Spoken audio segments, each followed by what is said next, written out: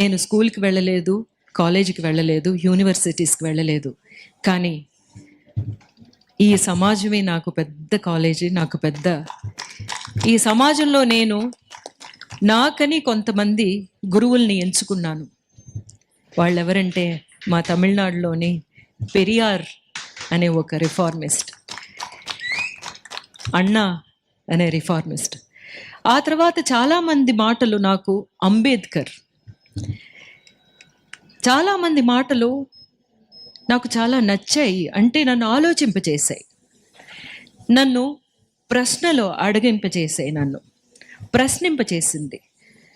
నాకు ఇచ్చిన ఒక విషయాన్ని, ఆ పాత్ర, నాకు ఒక స్త్రీ అనే పాత్ర ఇచ్చేశారు కదా ఈ సమాజం. ఆ స్త్రీ ఎలా ఉండాలి అనే ఆ పాత్ర ఎలాగా మనకందరికీ ఎలాంటి విషయాలు నేర్పిస్తున్నారు చిన్నప్పటి నుంచి.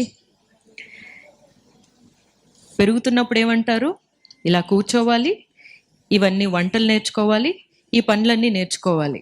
ఎందుకు? నువ్వు ఇంకొకళ్ళ ఇంటికి వెళుతున్నావు కదా, అక్కడ మా పేరు నిలబెట్టాలి, తల్లిదండ్రుల పేర్లు నిలబెట్టాలి నువ్వు. అందుకని ఒక ట్రైనింగ్ సెంటర్లోని ఒక అమ్మాయిని ట్రైన్ చేస్తున్నారు ఇంకొక చోటకి వెళ్ళడానికి కదా.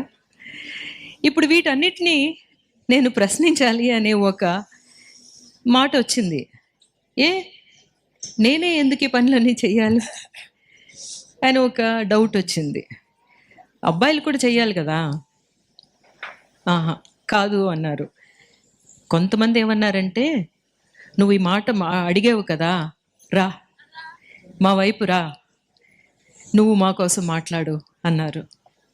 అలాగ వెళ్ళినప్పుడు అర్థమైంది, అలా నన్ను తీసుకెళ్ళి చేయి పట్టుకుని తీసుకెళ్ళి వాళ్ళ అందరూ కమ్యూనిస్టులని అర్థమైంది నాకు. అప్పుడు నాకు అర్థమైంది, ఓహో నేను ఇంతవరకు మాట్లాడింది కమ్యూనిజం అన్నమాట. అప్పుడు నన్ను నేను నా కామ్రేడ్స్ తోటి చేయి కలిపాను. లేకపోతే కామ్రేడ్స్ నన్ను హక్కును పెట్టుకుని నడిపించడం మొదలుపెట్టారు.